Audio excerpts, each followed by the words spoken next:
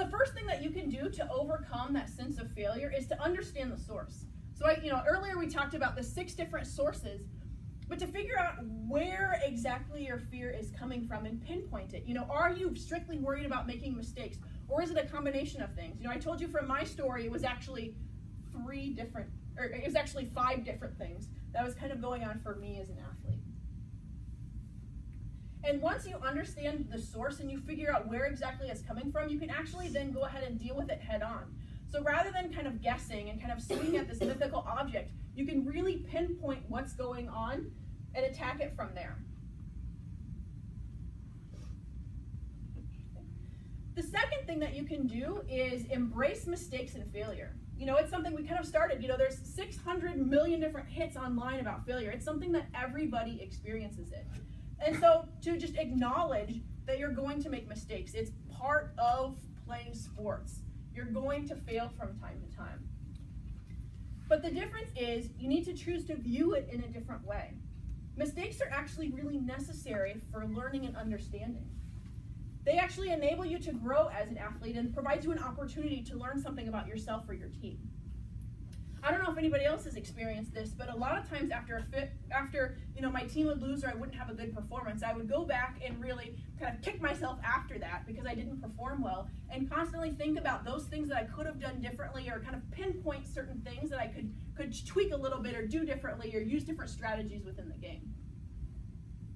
But a lot of times after successful performance, maybe you come out with a win or you feel like you performed really well, you aren't going to take that time to reflect on that experience and really kind of pick it out.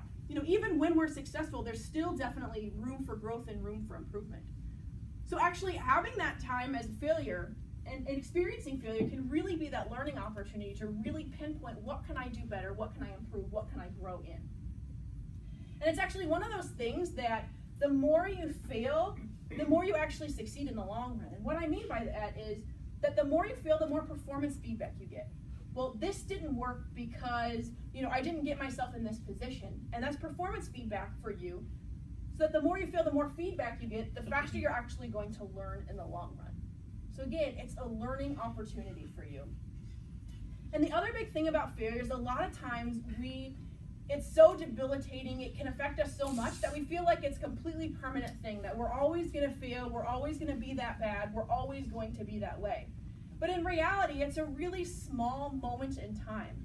And it's not something that's permanent. It's just a very small moment of your athletic career and your life as a whole. And so to view it as a temporary thing rather than a permanent thing. Ultimately, when it comes to failure and how you view it, it's up to you. You have the ability to respond and to view it in a different way. And it's up to you to decide how you want to view it, as either debilitating and really cause a sense of a fear of failure, or to view it as a learning opportunity.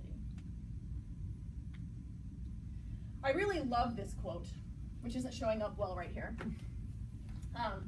So this is Ben Hogan, who was a professional golfer back in the 1930s. And he's actually in the PGA, or the Hall of Fame for golf. And what he said was, I stopped trying to do a great many things perfectly because it had become clear in my mind that this ambitious over-thoroughness was neither possible nor advisable or even necessary. So doing things perfectly was neither possible nor advisable or even necessary. And this is a Hall of Fame caliber person acknowledging that we all make mistakes. And as soon as he let go of that perfectionistic attitude and stopped worrying about making those mistakes, it really freed him up to kind of reach a new level, a higher level of performance for his game and golf. Okay. So another thing that we can kind of help overcome our sense of failure is really looking at our thoughts. So let's say you can use our optical illusion as an example.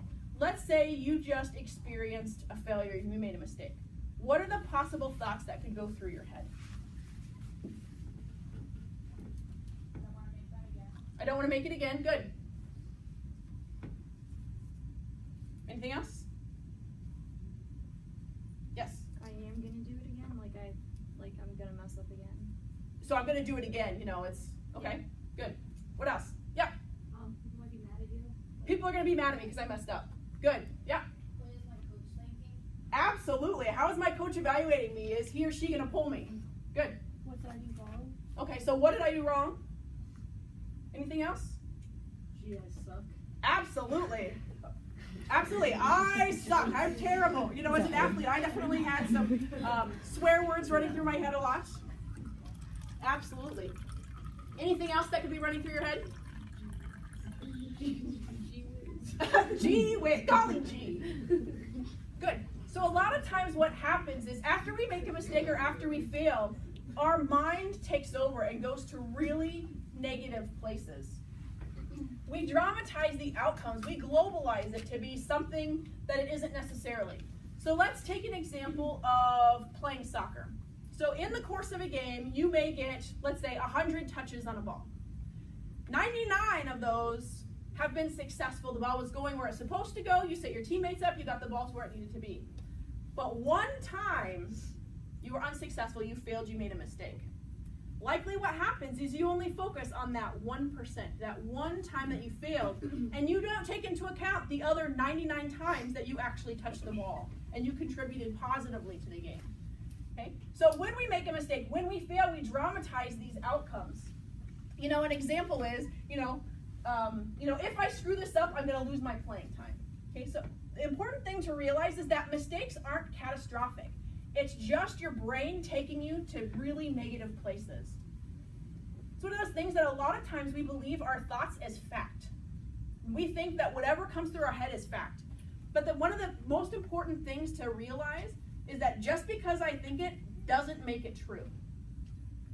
Just because I think it doesn't make it true. It's just a thought that's running through my head. And the biggest thing that you have to do after you make a mistake or after you fail is to stop beating yourself up. And one of the ways to do that is to ask yourself one or all three of these questions. The first one, what did I learn from this situation?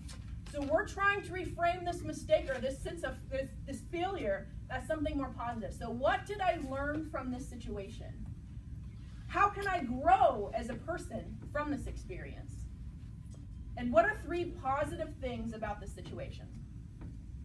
So I'm not going to lie to you, this is really difficult to do, especially in the heat of the moment. Okay? But by asking yourself these three questions, it starts to get you out of that really negative mindset, this catastrophic thinking that the world is going to end because you made a mistake 1% of the time. Okay, so just ask yourself those three questions. What did I learn? How can I grow? What are three positive things right now? So kind of to wrap this up, a lot of times we perceive failure as something that's really embarrassing. You know, in sports, we are on a public stage. There are fans that come to our game. So anything that we do can be seen by others or picked up by newspapers or seen by the opposing team. So it can be really embarrassing when we make a mistake or when we fail. We perceive failure as being a really inhibiting thing. And we perceive it to be this really final moment of our lives. But in reality, failure actually is inevitable. Everybody is going to experience failure. I don't know who you are. We're going to fail multiple times in our lifetime. Failure is actually a learning opportunity where we can learn and grow from our mistakes. And it's the first step to success. Because if we fail, we're taking those risks that are necessary in order to be successful.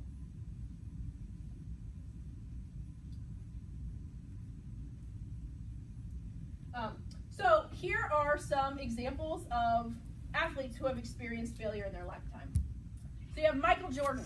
He's kind of the classic example. His sophomore year of high school, he was actually cut from the basketball team and now is arguably the best basketball player who's ever played. You have Babe Ruth, who played baseball back in the 1920s, 30s. He, for a long time, had the major league record for the most home runs hit. At the same time, he also held the record for the most strikeouts.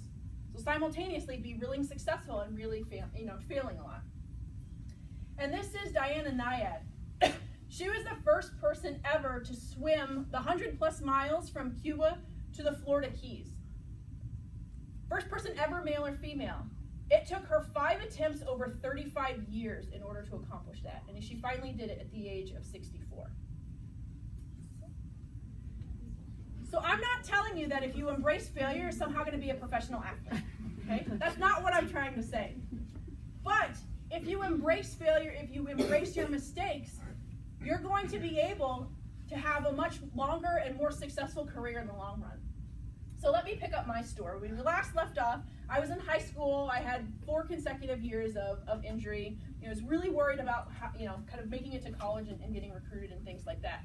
But through some blessings and a bit of perseverance, I was able to get recruited, and I went to Carleton College, which is the Division III school in Minnesota. And I think it's one of those situations where actually my injuries in high school prepared me for college, because I had 2 more years in my 6-year string. My freshman year, I dealt with everything from back going out, ribs being twisted, plantar fasciitis. I had to get cortisone shots. It was really nasty my freshman year. My sophomore year, I finally had figured out how to deal with all that. And I had a series of knee injuries and ultimately tore my ACL. So I was essentially out most of my sophomore year as well. It was so bad that my mom actually had multiple conversations with me about getting out of sports, because all of these injuries happened in sports, and she was like, maybe this isn't the best choice for you to pursue and kind of continue on in this. And don't get me wrong, I definitely had my fair share of pity parties as well. I wasn't always happy-go-lucky, this is great, I'm injured, woohoo! I definitely had my share of pity parties, but I chose to view it a little differently.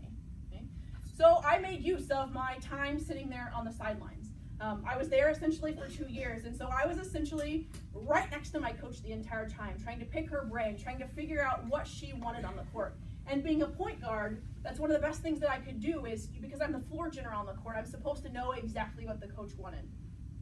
I took the time to really learn players on my team's tendencies. What did I need to do to set them up to be successful? Where did they like the ball? What kind of shots did they want to get? Those times in basketball, a lot of times you break up guards, little people, and post big people, and really kind of work on your own unique skills to that set. And so I went down to the post. I went down to the big people section, because otherwise I would have no idea what they're doing. And I really learned kind of what the post needed to do and where they needed the ball and what they needed to do to be successful. It was one of those opportunities where I really got to know the game from a big picture perspective, rather than if I was playing kind of what my own unique role was and how I fit into this larger picture. So I was able to kind of gain that bigger picture understanding. And I can honestly say those 2 years sitting out in college definitely made me the player that I was my junior and my senior year. I don't think we would have been nearly as successful had that not happened to me. I'm very proud of the fact that my class going at Carleton was the only class to make it to our conference championship game 4 consecutive years. And my senior year, I was one of the leaders in assist to turnover ratio, which is essentially a measure in basketball, particularly for point guards, of decision making.